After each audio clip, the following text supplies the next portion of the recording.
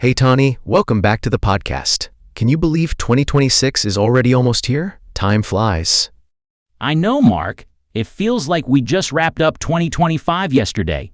But you know what's really interesting? More and more folks are talking about their mental health resolutions for the new year. Absolutely. I came across some stats recently showing that a record number of Americans say they're planning to set mental health goals for 2026. Things like starting mindfulness practices, prioritizing better sleep, or carving out self-care time. That doesn't surprise me at all. After all the mental health conversations and awareness over the past few years, people are recognizing that physical health isn't the only thing to focus on when ringing in a new year. Right, and it's not just young people either. There's data indicating all age groups are getting on board with these mental health resolutions. It feels like a cultural shift towards normalizing mental wellness as part of everyday life. I love that trend. Setting goals around mental health shows people are taking their emotional and psychological well-being seriously. And honestly, even small changes can make a big difference over time. For sure. So from what you've seen or read, what are some of the top mental health resolutions heading into 2026? The classics still rule: mindfulness meditation, establishing better sleep hygiene, regular exercise, and creating daily self-care routines. But there's also a newer emphasis on digital detoxes, like reducing screen time or social media scrolling to lower stress. That's interesting. The digital detox angle seems especially relevant given how much our lives rely on devices nowadays. Constant notifications and information overload can really spike anxiety.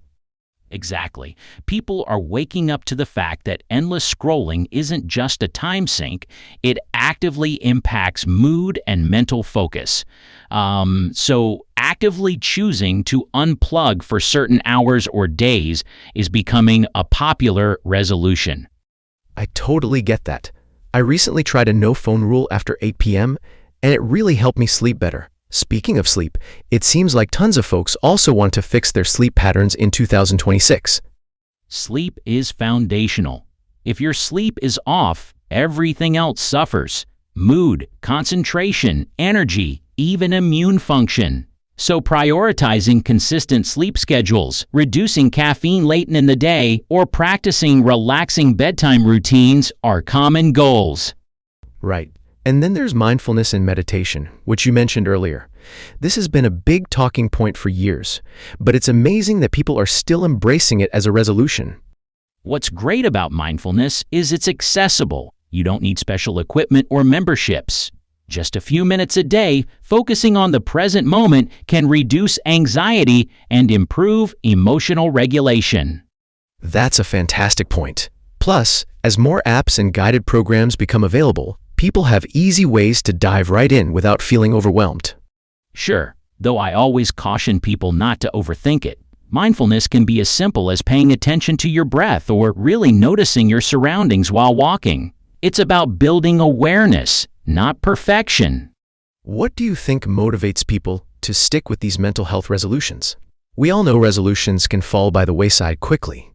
Motivation is tricky. I believe the key is making those resolutions manageable and personally meaningful. When people connect their goals to how they want to feel or live better day to day, they're more likely to keep them up. So it's about the why behind the resolution as much as the what. Like instead of just saying, I want to meditate every day, think I want to feel calmer and less reactive in stressful moments. Exactly, Mark. And I also think community support plays a big role. Sharing goals with friends, joining groups, or even just talking about your mental health journey can boost accountability and make the process feel less lonely.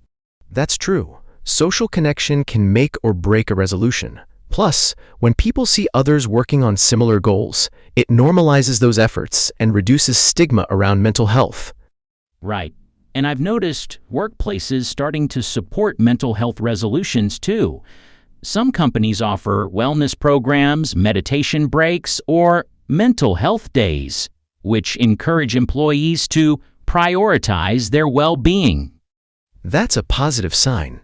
If organizations recognize how important this is for productivity and overall morale, it could lead to a broader cultural embrace of mental health care. Another factor is that folks are getting wiser about setting realistic goals. Instead of aiming for massive overnight changes, they focus on incremental steps, like starting with 5 minutes of meditation instead of trying for an hour right away. Small wins build momentum. That's a solid approach. I know personally I tend to lose steam when I aim too high initially. We've all been there, Mark. So celebrating progress, no matter how minor, keeps motivation alive and lets the resolution evolve naturally. What about the challenges? What tends to trip people up with their mental health resolutions? Time constraints are a huge obstacle. People often feel too busy or guilty carving out time for self-care, especially if they're juggling work and family. Yep, guilt is a sneaky barrier. Sometimes people think focusing on their mental well-being is selfish or indulgent, which it absolutely isn't. Exactly. Self-care isn't selfish. It's necessary to function well and show up fully for others. Another challenge is unrealistic expectations. Expecting instant results can lead to frustration and giving up. So having patience and self-compassion is essential when working on mental health goals. For sure. Also, occasionally lapses happen and setbacks occur. That's normal. The key is not to throw in the towel but to recommit and adjust your approach if needed. That's comforting to remember. Mental health improvement is more of a marathon than a sprint. Definitely a marathon. And recognizing that every day is a new chance to practice and improve helps keep the mindset flexible. So to wrap up, it sounds like mental health resolutions for 2026 are about embracing mindfulness, prioritizing sleep, instituting self-care routines, and sometimes disconnecting digitally. But beyond setting those goals, it's about motivation, community, realistic expectations, and compassion. Absolutely. I'm really encouraged to see so many people willing to commit to these kinds of resolutions. It shows a cultural shift towards valuing mental wellness, not just physical health.